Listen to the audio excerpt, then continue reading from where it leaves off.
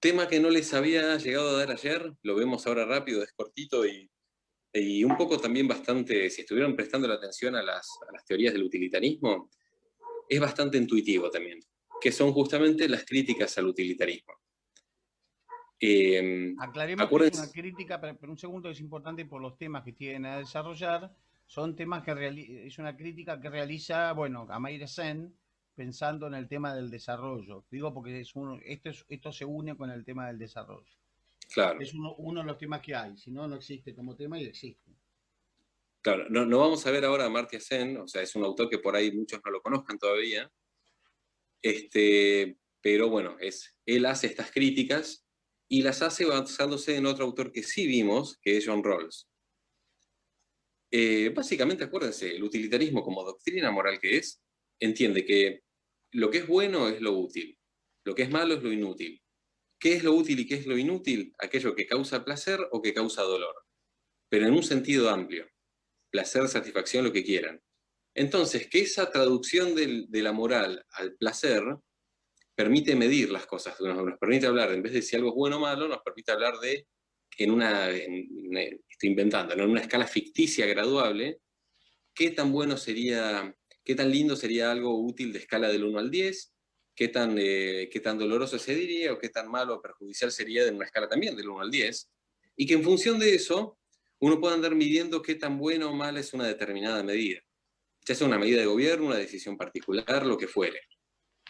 Y al mismo tiempo, en esa medida lo que uno va a buscar como criterio para determinar si algo es bueno o malo en última instancia es comparar cuánto bien produce, en este sentido utilitarista del bien, cuánto bien produce y cuánto mal produce. En la medida en que el bien que se produzca, ya sea cualitativa o cuantitativamente, sea mayor al mal que se produce, bueno, esa medida se la puede ponderar como buena. En la medida en que el mal que produce cualitativo o cuantitativamente sea mayor, perdón, esa medida va a ser juzgada mala. Eso es el núcleo del utilitarismo, que sí, deriva del liberalismo, pero ya no es lo mismo, es otra cosa. De hecho, fíjense que acá ya el centro no está tanto en el individuo, sino en esta capacidad de medir los placeres y las utilidades y la maximización de estas supuestas utilidades. Frente a ese panorama aparecen estas críticas. Aparecieron un montón de críticas, pero estas son particularmente importantes. Acuérdense que Rawls, su obra más importante era la que se llamaba Hacia una teoría de la justicia. ¿Qué buscaba Rawls? Romper con esa tautología aristotélica de que la justicia es darle a cada uno aquello que le corresponde. ¿Estamos todos de acuerdo en que hay que darle a cada uno lo que responde y que eso es justo? Sí, estamos todos de acuerdo. Y acá viene la tautología. Bueno, ¿qué le corresponde a cada uno? Bueno, lo que es justo. ¿Y cómo sabemos si le corresponde o no? Y porque si no le corresponde es injusto. Eso es una tautología, una definición circular que contiene su definición en el enunciado. O sea, es decir, nada. Y acá sigue abierta con Aristóteles la pregunta de, bueno, ¿cómo determinamos qué le corresponde a cada uno para saber si estamos ante algo justo o no?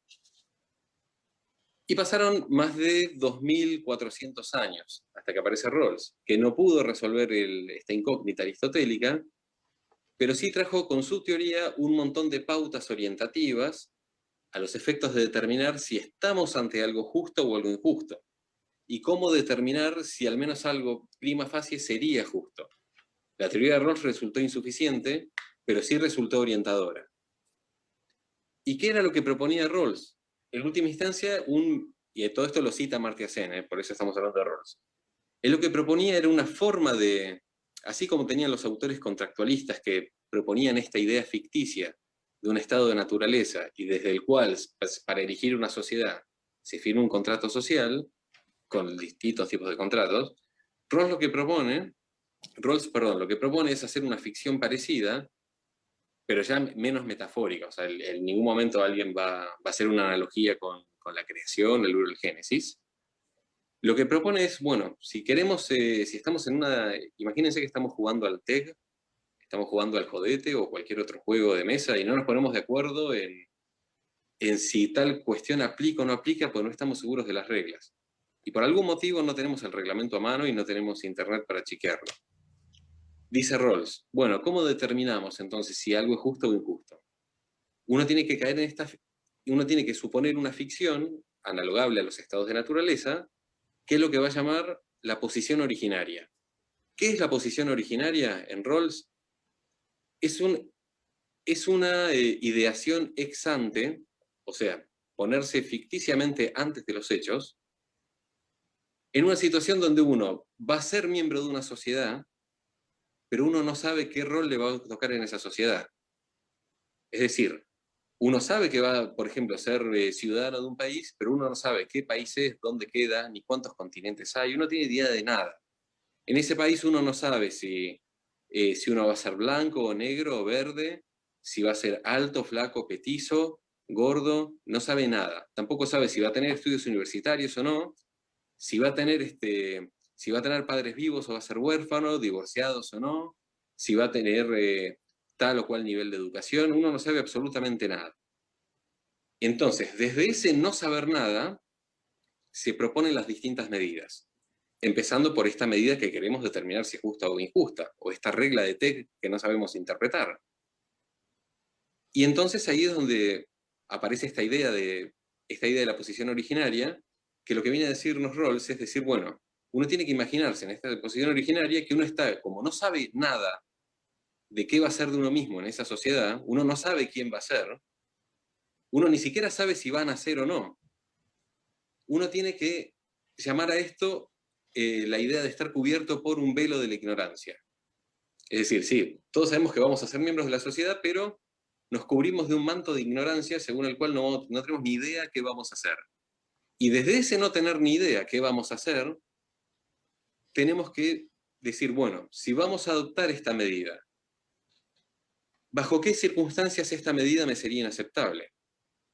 Por ejemplo, nos ponemos de acuerdo en que si establecemos un sistema de apartheid, donde separamos blancos de negros, y hay obligaciones específicas para los blancos y obligaciones específicas para los negros y derechos diferenciados y todo, o inclusive como se puede ver hoy con las leyes de género en España y acá en Argentina también, digamos, bueno, sí, parece un sistema factible este del apartheid. Ahora, ¿qué pasa si a mí me toca ser blanco? Bueno, sí, la verdad que no habría mayores problemas. Sí, de hecho podría eventualmente gobernar, parece una buena idea. Genial. ¿Y qué tal si te toca ser negro? Y uno dice, bueno, si me toca ser negro, y bueno, sí, la verdad que espero que no me toque ser negro. Entonces, bajo esta idea de velo de la ignorancia, en su propio interés, nadie se va a poner a asumir ese tipo de riesgos. Entonces, se va a llegar a la conclusión de que esa regla no puede ser justa. Y entonces, por ejemplo, un sistema de apartheid no va a valer como un principio de justicia, que no sabemos si es objetivamente justo, pero sí sabemos que no va a ser universalmente aceptado. Como no va a ser universalmente aceptado, y acá volvemos al utilitarismo, ya sé que esto lo vieron con Sebas y muchísimo mejor que yo,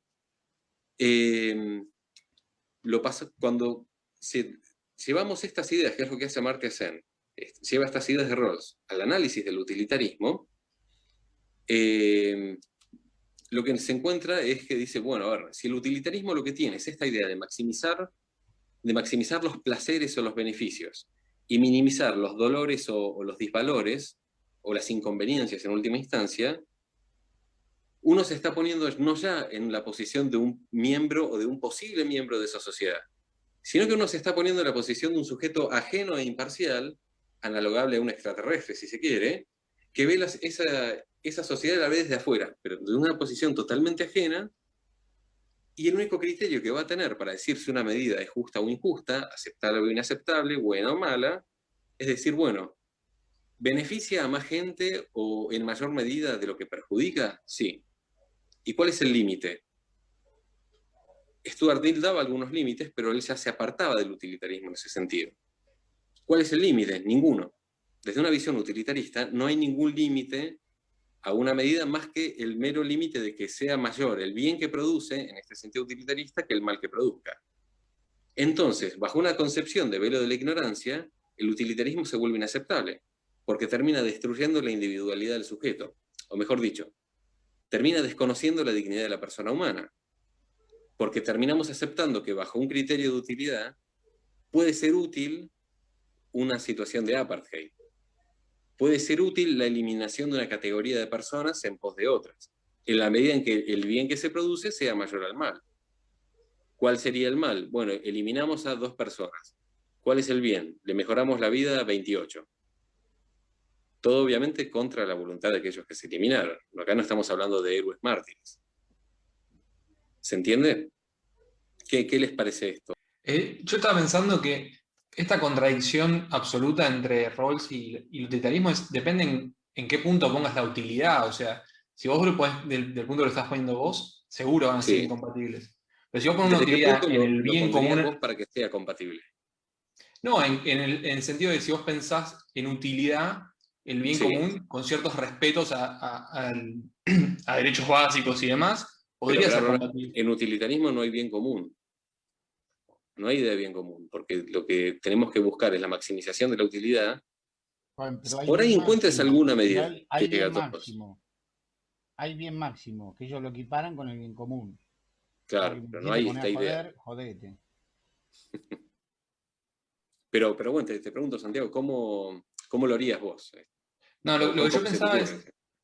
es, o sea, muchas veces el utilitarismo termina siendo malo por cuál es la subjetividad que le ponemos para elegir qué es lo útil finalmente. Si vos le pones una subjetividad distinta, supone, estamos hablando de todo el ambientalismo ayer y demás. O sea, si el utilitarismo se olvida deja de ser utilitarismo, pues se está olvidando de una variable más que podría estar calculando. Lo que digo es, depende qué variables y qué subjetividad le pongas, termina siendo de Pero, esa manera. pero igual, perdón, Gonza, ahí en ese caso el Sí, utilitarismo es muy claro de qué entiende que es eficiente. El utilitarismo entiende que es eficiente la felicidad de todos, la felicidad de todos es más plata para todos o más plata para la mayoría, y punto. No es que dice, bueno, acá en este tema está no considerando el ambiente. Entiende que si la destrucción del ambiente a largo plazo me destruye la felicidad porque no me permite la rentabilidad, la eficiencia, y bueno, sí va a ser un problema. Si no me la toca, no me la complica. Por eso, para mí, a mi criterio, ojo, puede ser que me esté confundiendo, pero el utilitarismo es muy claro en lo A que ver, dice esto es lo eficiente. ojo, despacio. Yo di justo el tema y me puse a estudiar otros autores. Benham, simplemente la mayor utilidad, sin importar cuál felicidad sea, no habla de dinero. Primer punto. John Stuart Mill, lo mismo, pero hay placeres más importantes, o sea, valora, como dice Santiago. Ahora, no llega a valorar al futuro. Hay algún par de autores que yo les di, de los últimos utilitaristas que le di clases, ya ni me acuerdo cómo se llaman, que también calculan a largo plazo. ¿Qué pasa con esto, con la utilidad esta, pero la puedo calcular a futuro para otra generación? ¿Es útil o no es útil? Etcétera. O sea, porque el utilitarismo le trata de buscar la vuelta es una doctrina moral, no económica. Le trata de buscar la vuelta a todas las objeciones que le dicen ustedes, lo único que piensan es en ustedes mismos, digamos así. Entonces cada vez se va ampliando más hasta que ella, bueno, quizás deje de ser utilitarismo, pero el problema no, no, es, ¿se puede calcular? El problema es otro, el problema es filosófico, es que se llama un consecuencialismo. Yo puedo sacar la consecuencia de la consecuencia para acá a 10 años. Bueno, la capa de ozono que se siga destruyendo un poco, pero mientras tanto vamos bajando un poquito y bajamos un poco los gases de efecto invernadero y bueno, si algunos mueren, no se van a ser muchos, pero el mundo no va a desaparecer. ¿Se puede realmente sacar las consecuencias? Ese es el problema para mí del utilitarismo, no que mida la eficiencia por dinero, sino que no puede medir. Es imposible medir la felicidad de 1 millón de personas, ni hablar de 7.000 millones.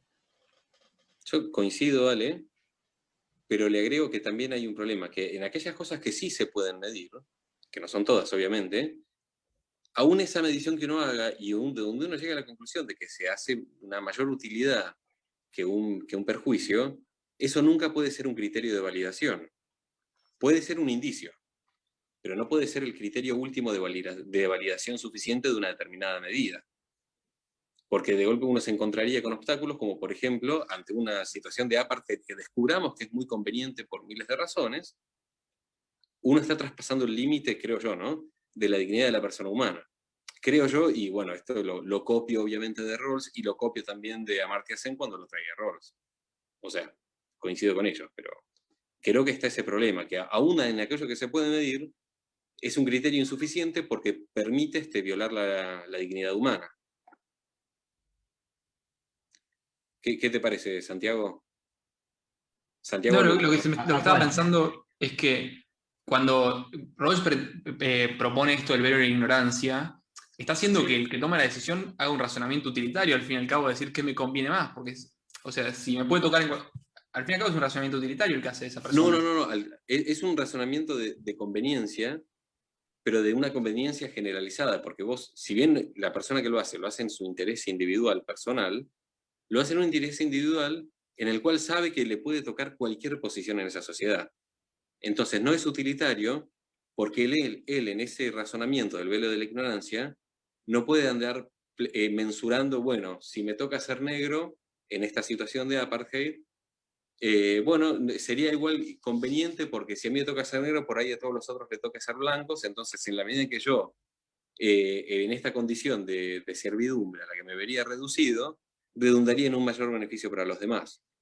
La persona por ahí lo podría aceptar desde una perspectiva masoquista, altruista, lo que uno quiera. Lo que nunca podría sería aceptarlo en su propio interés. Y no se le podría, y por ahí lo haga por una cuestión hasta psiquiátrica de esa persona, porque bajo el velo de la ignorancia uno tampoco sabe cuál va a ser ni su sexo, ni su condición mental, nada. Bajo esa situación de velo de la ignorancia, la persona no podría admitir que esa situación, por ejemplo, el ejemplo que di extremo del apartheid, sería un principio de justicia universalmente válido. ¿Se entiende? Por eso no es utilitarista, porque el utilitario va a decir, bueno, vamos a encontrarnos con que vamos a joder a tantos, pero se va a beneficiar a tantos otros. Y ahí aparece el cálculo. Entonces decimos, bueno, ¿a cuántos jode? Invento, a 10. ¿A cuántos beneficia? A 8.